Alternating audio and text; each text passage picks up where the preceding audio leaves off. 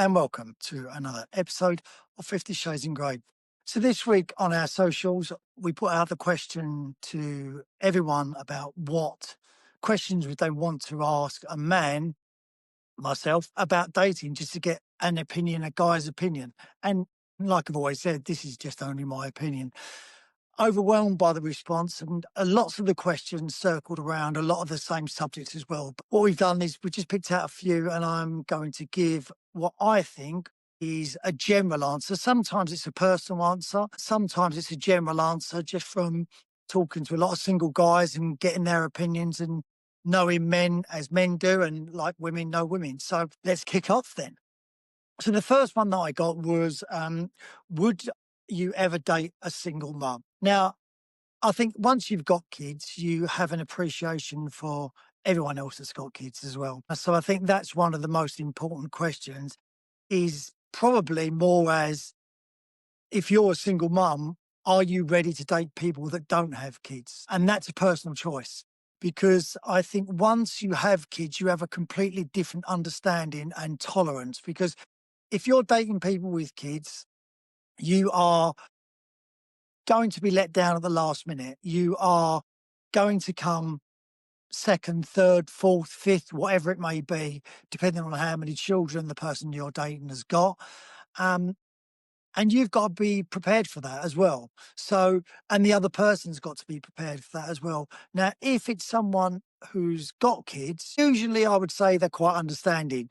Doesn't mean that it's not going to be annoying, but they're understanding because they've probably been in that position themselves, and it's going to work both ways. Like most things, it's got to be a two-way street. If you're dating someone, which I have, that hasn't got kids, they don't have an understanding of it, really. They don't understand that they're not going to be put first. There's nowhere in the equation where, for me, this is, and probably this is a personal thing, that anyone would have come before my priorities with my son. It just wouldn't have happened. Would I look back and think, could I have done it in a different way? Maybe. But the bottom line is, I never would have done. I would have always done it that way. I think the question is if you're ready to date people that haven't got kids, because they will have a different understanding, and that might cause complications. After loss, when all your friends are in couples and it's very, very difficult to meet people.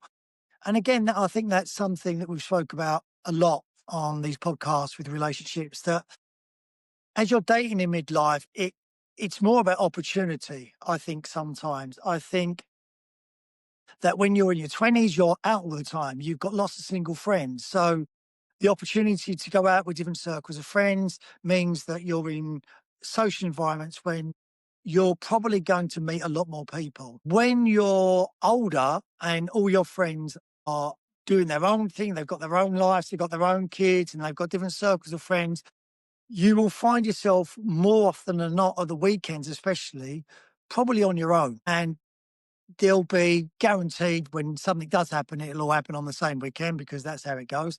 But so your opportunities to meet people are less. So a lot of the time it's about opportunity.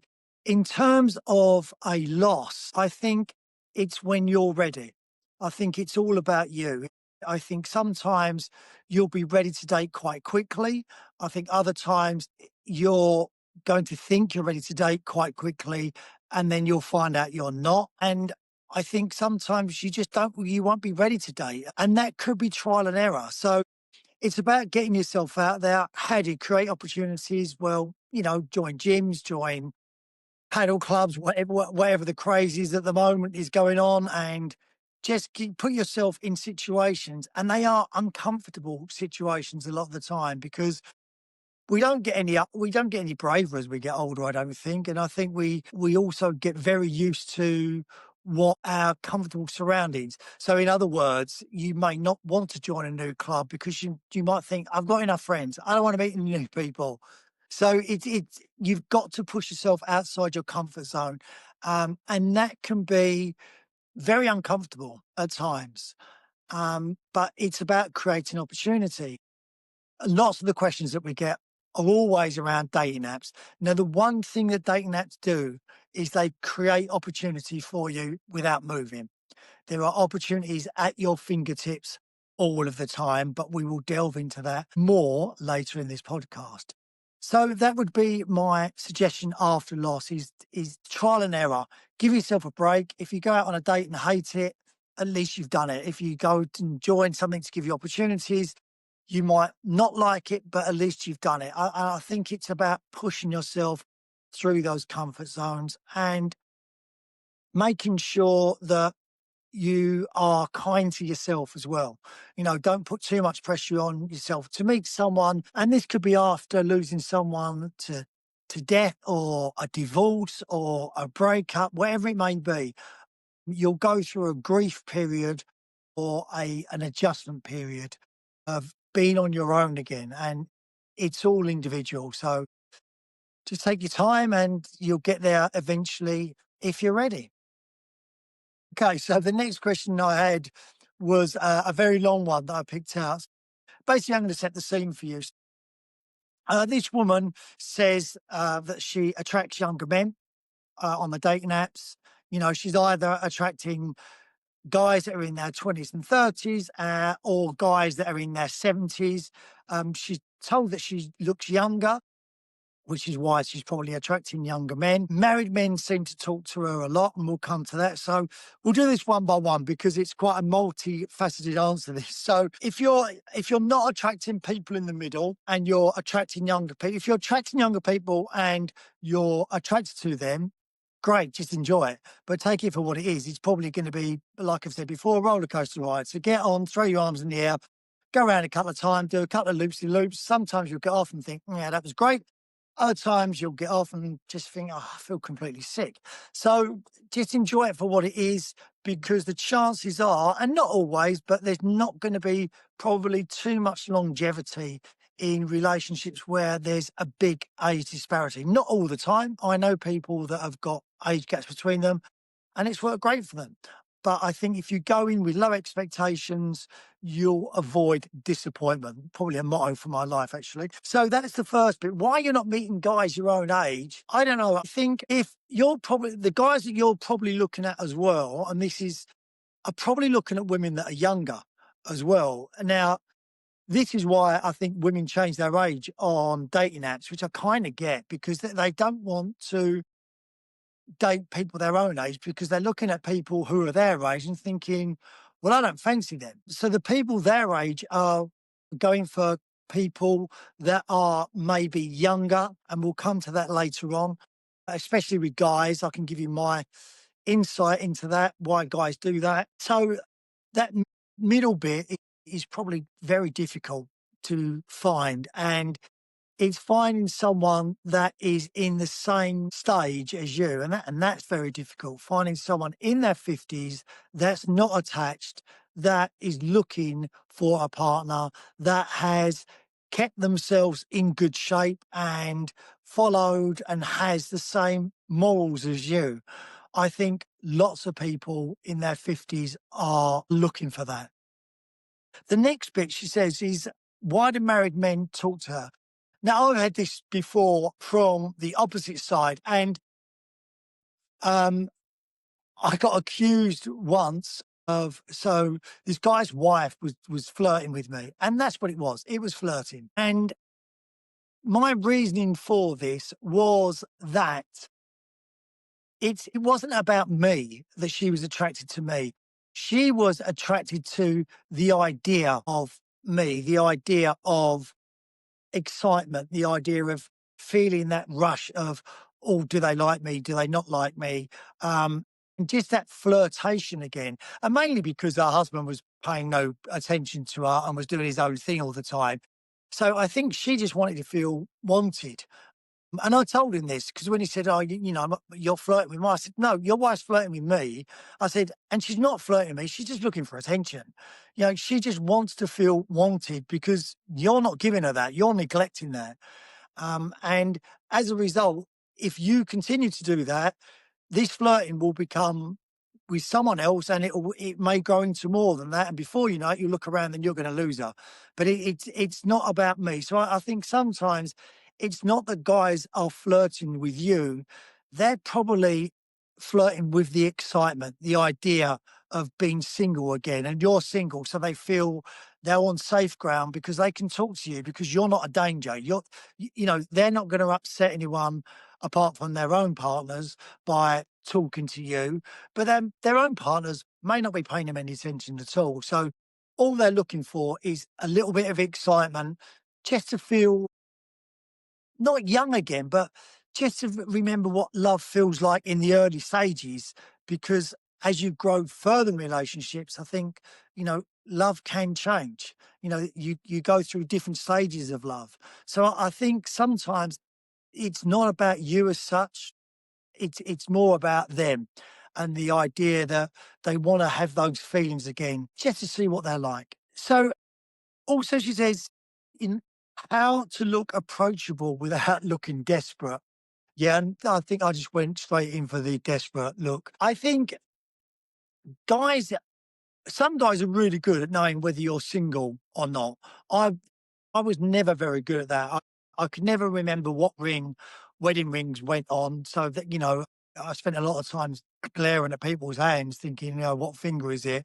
Some guys are really good at that. And also it's probably about conversation as well. The first few lines that someone will open up with, if they're interested, they'll want to find out as quickly as possible. And this is guys. Guys will want to find out as quickly as possible if they're single, if you're single or not. Because otherwise it's just a waste of time. So in the first couple of questions, they will ask a question. They may be really blunt and go, so how about you? You married, you got a boyfriend, what's your situation? Or it may be a more of a subtle questions like, so what did you do today? Was you with the kids and the husband? Yeah. And they're questions which are just trying to find out if you're single or not. Because otherwise they don't want to be speaking to someone for 45 minutes that is going to be a waste of time for them if they're looking to actually meet someone. Not as a general conversation, but if they're looking to meet someone, they're going to be looking for someone that is going to be reciprocal of their flirtation. So that's how to not look desperate. I don't know. I mean, I think if you're standing there like a meerkat, looking around all the time to see where people are, I think that's when you'll start to look desperate. Guys wise, I don't know. Can we tell when people are looking desperate? I think actions sometimes seem to be desperate. Looking wise, I'm not so sure. She also says that she comes across too independent, and a male friend of hers says that men are put off by that. But her male friend is a lot younger, and that's probably why. The male friend she's talking to is 30. Now, and this is not an insult, but at 30, you're still a baby. Honestly, I wish I could be 30 again. Jeez. I wish I realised how young I was at 30 because I think people think you're getting old at 30 and geez, you're not. Life has not even started for you yet. So guys in their 30s probably would be put off by someone that's independent because they wouldn't have experienced it. Because most people they're going to meet in their early 20s are finding their independence. So they're not used to independent women that are older. And older women are independent. They've become far more independent these days. And we did a pod about this recently. And that's just how things have changed. I think it's a good thing. I think guys who are older aren't put off by women's independence. In fact, for me, I find it quite an attraction, an attractive point that women are independent because they're probably less likely to feel needy and that they want anything from you and all they want from you is your character, your personality, and just to make them laugh and be good company. They're not looking for you to pick up every bill and take them everywhere. So I think that's an age thing. And she ends with, how can she find what she wants in terms of someone that mirrors what she is? And she said that she's quite sporty, looks after herself. Yeah, that's the question, isn't it? You just keep going. You keep looking. You wait patiently, but in the meantime, you just enjoy your life. And listen, there's billions of people in this world. There is going to be more than a few people that are like-minded to you and are your level of what you perceive that you should be getting. So just be patient. They'll be out there. They may not be in your borough. You might have to travel a couple of hours. You might have to travel 2, 3 hours. You might have to get on a plane and whatever it may be. But if you like them enough, you'll make it work. Okay, next question. That was a long one. Finding what you want. Sorry, do men feel like kids in a sweet shop and they're looking for that extra 1%? So this is referring to dating apps. Now, when you first go onto a dating app, yeah, as a guy, it did feel like a kid in a sweet shop. You just had endless women that you can scroll through. But that's the initial thing. You shortly realise after that 98% of these women aren't going to be attracted to you. Out of the other 2%, you may only be attracted to 1% of those. Out of that 1%, you know, a few of them may live within 2 or 3 hours. Out of the few of those, there may be things in their life that don't match up with yours. For instance, they might smoke, or they might be a heavy drinker, or they might not work out, or they might work out too much, whatever it may be. So your pool becomes a puddle, and a very, very small, shallow puddle at that. So, everyone, when you first go on the dating apps, feels like a kid's in a sweet shop. And then is it about that extra 1%? I don't think you've got enough to play with to look for that extra 1%. I really don't. And this is just solely on the apps. I think you're very limited, and it doesn't matter which app you go on. You'll see the same people on all the apps anyway. And remarkably, people will ghost you on one app and then start talking to you a week later on another app. And it's like, you do think like, geez, how many people are you speaking to? But it is what it is. It's not personable. It's not personal. The apps, they are a very one-dimensional platform, and that's all they are. Is a platform. It's not personal. I think when I started doing the dating apps, I took it very personally. But after you've been on them a while, you do realise it's a numbers game, and it's about talking to lots of people that you can find one person that you maybe connect with. Unfortunately, the apps are a start. They're not the answer there, but they are a way of providing, as we said already, opportunity. What do men think about when the convo starts as they don't say anything? So what this woman said to me was, she said that, she wants to know what guys, when you go out on dates, I'm presuming that she means for like first dates. Um, some guys like me, I talk a lot. What will most guys be thinking of on a first date? Most guys will be trying to work out, and listen, I think this is the same for women as well, but women, you can tell me. Most guys are trying to work out whether they fancy you or not, and whether this has got legs. That's what they're trying to work out. And then men are very visual creatures, guys. They're trying to work out whether they're going to fancy you in an intimate way as well, let's say. So that is what's going through a guy, first of all. And then he's probably trying to work out, if he likes you, what's going to be his next move. If he doesn't like you, he's probably trying to work out how he can get out of there as quick as he can. Now, I say this is guys.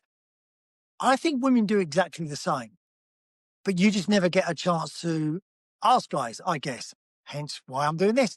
So, and that's the thing on dating apps. You never see the other side. You only see your side of the fence. So you presume as a woman that, all the, like, you will act the same, a different way to the guys. I don't think that's the case. I think everyone acts the same way. They may be slight different variations, but let me tell you from experience, women are just as bad. They are just as bad. And I always have this argument with women when they say, "Oh, guys are terrible. They're sleeping around all the time. They're doing this and that."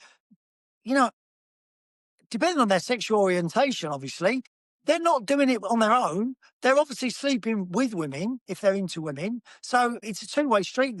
It takes two to tango, as they say. So it does work both ways, but we only ever see it from our side of the fence. But they are thinking that when men sit down, and then some guys just, they may be out of practice. That's the other thing as well with these dating apps is that you don't know what the other person's story is. Actually, you do know sometimes. Sometimes you go out with people that repeatedly tell you their story within the first 5 minutes, and you start to feel like a counsellor rather than someone they're on a date with, and you feel like it's a free therapy session. They'll tell you all about their breakup, their divorce, and their kids, and they've not even asked you a question yet about you. So find out where this person is, because like I said in one of the answers before, this may be someone's first rodeo out, and they might just need to be thrown off the horse a few times before they get used to it. So cut them a little bit of slack sometimes, because they might be out of practice, because it's very different now. It's not, I keep saying this repeatedly. Dating in midlife is not like dating when you're younger, because you feel like you've got time against you, and it's like cutting wires of a bomb with 10 seconds left, and you feel under pressure. So when you're young, you haven't got that pressure, and you haven't got that need either. You don't really care when you're young. You're quite happy if you're with a girl, not with a girl. It's no big deal. I don't ever really remember a time in my 20s where I was like, I really need a girlfriend. I really need, you know, someone to settle down with. I don't remember that time in my 40s or my 50s either. But I think give someone a break sometimes, because you don't know their situation either. So, like I said, it could be their first rodeo. You might be the first horse they're on. You just need to throw them off, and they'll move on, and you'll move on, and we'll all go on and live our lives.